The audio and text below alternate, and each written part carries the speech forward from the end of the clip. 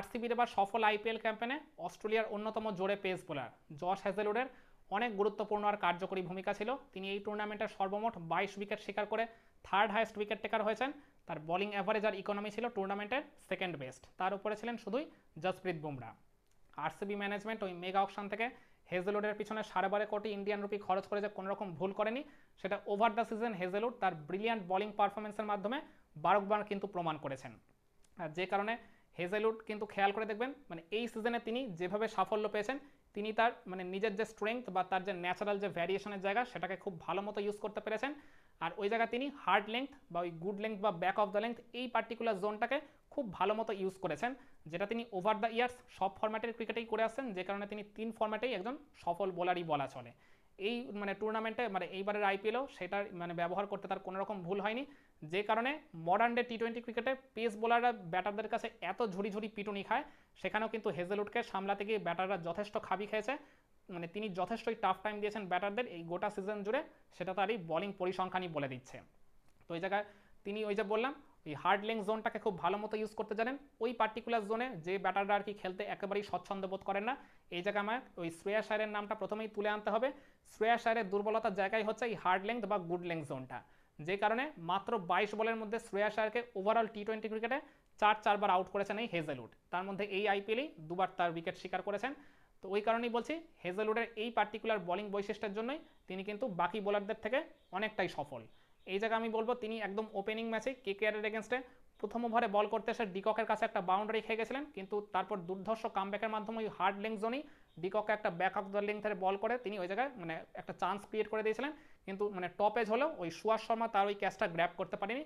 কিন্তু ওই জায়গায় মানে এটা খুব একটা কস্টলি হয়নি, তার ঠিক 2 বলের মধ্যেই ওই অলমোস্ট ওই একদম সেম মানে লেংথেই বল করে ডিকককে একটা ইনসাইড এজ করতে বাধ্য করেছিলেন। আর ওই শুরুর দিকে তিনি বল করেছিলেন বলে ওই একটা লেট সুইং হয়েছিল, তো যার ফলে জিতেশ শর্মার হাতে ক্যাচ দিয়ে ডিককের উইকেটটা প্রথম ওভারেই তুলে নিয়েছিলেন।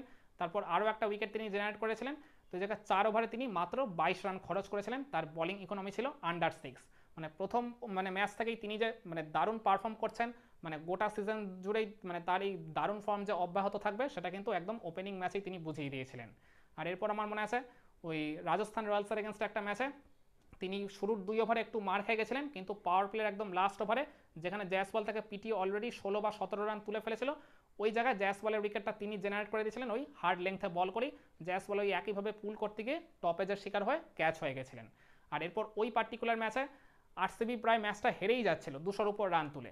লাস্ট 2 ওভারে তাদের 18 রান প্রয়োজন ছিল, তখন ক্রিজের 2 সেট ব্যাটার ছিল, তখনও তাদের হাতে বোধহয় মানে 5 থেকে 6টার মতো উইকেট বাকি।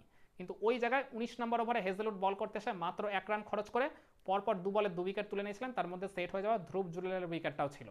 ওই কারণে লাস্ট ওভারে রাজস্থানের জয়ের জন্য 17 রান প্রয়োজন হয়, তার উপর তারা 2টো উইকেটও খুঁয়ে ফেলে।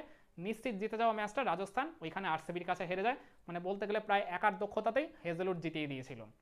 আর এরপর আমার মনে আছে বৃষ্টি বিঘ্নিত একটা ম্যাচে পাঞ্জাব কিংসের এগেনস্টে ওই চিন্নাস্বামী স্টেডিয়ামে মানে আরসিবি প্রথমে ব্যাটিং করে মাত্র 95 তুলেছিল 14 ওভারে, জয়ের কোনো আশাই ছিল না, কিন্তু হেজেলউড তার দুর্ধর্ষ বোলিংয়ের মাধ্যমে 3 ওভারে মাত্র 14 রান খরচ করে 3টা গুরুত্বপূর্ণ উইকেট তুলে নিয়েছিলেন। তার মধ্যে ওই ক্যাপ্টেন শ্রেয়াস আয়ারের উইকেটটাও ছিল, ওই হার্ড লেংথে বল করেই তাকে ওই মানে আউটসাইড এজ করতে বাধ্য করেছিলেন। আর এরপর ওপেনিং জুটিকেও তিনি ভেঙেছিলেন। তো সব কিছু মিলিয়ে 52 রানের ভেতরেই 4টা উইকেট খুঁয়ে ফেলেছিল ওই জায়গায় পাঞ্জাব কিংস। তখন জয়ের একটা বেশ ভালো চান্স ক্রিয়েট করে ফেলেছিল, মানে এত কম রান তুলেও আরসিবি, কিন্তু শেষের দিকের বোলারদের ব্যর্থতার জন্য আরসিবি আর ম্যাচটা জিততে পারেনি। কিন্তু হেজেলউড তার ওই দুর্ধর্ষ বোলিং পারফরমেন্সের একটা ছাপ রেখে গেছিলেন ওই ম্যাচেও। আর এরপর আমায় বলতে হবে এইবারের আইপিএলের ওই প্লে অফ ম্যাচটার কথা, যেখানে একটা দীর্ঘ বিরতির পর হেজেলউড খেলতে নেমে পাঞ্জাব কিংসের মিডিল অর্ডার ভাঙার কাজটা মূলত তিনি শুরু করেছিলেন আমি মনে করি। ওই জায়গায় শ্রেয়াস আয়ারের উইকেটটা তিনি আবারও তুলে নিয়েছিলেন, তার ওই চমৎকার বোলিংয়ের মাধ্যমে ওই হার্ড লেংথেই টার্গেট করে শ্রেয়াস আয়ারকে তিনি ওই জায়গায় আবার আউটসাইডেজ করে উইকেটের পিছনে আর কি মানে ডিসমিসাল করেছিলেন। আর এরপর মানে হেজেলউডের তারই ব্যক্তিগত পরের ওভারে তিনি তারই স্বদেশী ওই ডেঞ্জারাস জশ ইংলিশের উইকেটটা যখন তুলে নিয়েছিলেন, যে জশ ইংলিশ তার ঠিক আগের ম্যাচেই একটা ম্যাচ উইনিং নক খেলে পাঞ্জাবকে জিতিয়েছিলেন একদম চমৎকার সেট ট্র্যাপে। মানে হেজেলউড ওই একটা ব্যাক অফ দ্য লেংথের একটু ডাউন দ্য লেগের ডেলিভারি করলেন ওই জশ ইংলিশকে, আর একদম মানে প্ল্যান মাফিক ওই ডিপ স্কোয়ার লেগে একটা ফিল্ডার রেখে দিয়েছিলেন, আর ওই জায়গাতে খেলতে বাধ্য হলেন ইংলিশ, আর যার ফলে তিনি ক্যাচ দিয়ে আর কি হেজেলউডের শিকার হয়ে যান। আর তারপরে তিনি আরও একটা উইকেট শিকার করলেও ওই জায়গায় ওই পার্টিকুলার মানে কোয়ালিফায়ার 1-এর ম্যাচে 3টা উইকেট তুলে হেজেলউড মানে আরসিবির জয় অন্যতম বড় গুরুত্বপূর্ণ ভূমিকা পালন করেছিলেন, যে কারণে পাঞ্জাব কিংসকে কিন্তু তারা মাত্র 101 রানেই গুটিয়ে দিতে পেরেছিল। আর এছাড়া ফাইনাল ম্যাচের কথাও বলতে হবে। ফাইনাল ম্যাচে হয়তো তিনি লাস্ট 2 ওভারে অনেকটা রান লিক করে দিয়েছিলেন ঠিকই, কিন্তু প্রথম 2 ওভারে তার বোলিং ছিল অনবদ্য। ইভেন ওই পাঞ্জাবের ডেঞ্জারাস হতে চলা ওপেনিং জুটি ভাঙার কাজটা কিন্তু ওই হেজেলউডই করেছিলেন। তার পরবর্তীতেই তো আরসিবির অন্য বোলাররা এই পাঞ্জাব কিংসের ব্যাটিং লাইন আপকে একবারে ভেঙে গুঁড়ো গুঁড়ো করে দিয়েছিল। তো সেই কারণেই বলছি হেজেলউড এই সিজনে বল হাতে যে পারফরমেন্সটা করেছেন, তিনি হয়তো থার্ড হাইয়েস্ট উইকেট টেকার হয়েছেন, কিন্তু খুবই আনফর্চুনেটলি ওই হেজেলউড যে গ্রুপ পর্বের লাস্ট 4টা ম্যাচ তিনি মিস করেছিলেন, ওই 4টা না 3টা হবে, কারণ কলকাতা নাইট রাইডার্সের এগেনস্ট ওই ম্যাচটা তো বৃষ্টিতে ভেস্তে গেছিল।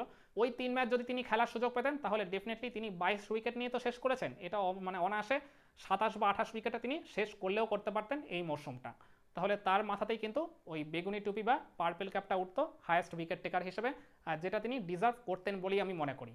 আর যদি তিনি বেগুনি টুপিটা পেয়ে যেতেন কোনোভাবে, তাহলে তো আমি মনে করি হেজেলউডকে এইবারের আইপিএলের প্লেয়ার অফ দ্য টুর্নামেন্ট হিসেবেও আর কি স্বীকৃতি দেওয়া যেতেই পারত।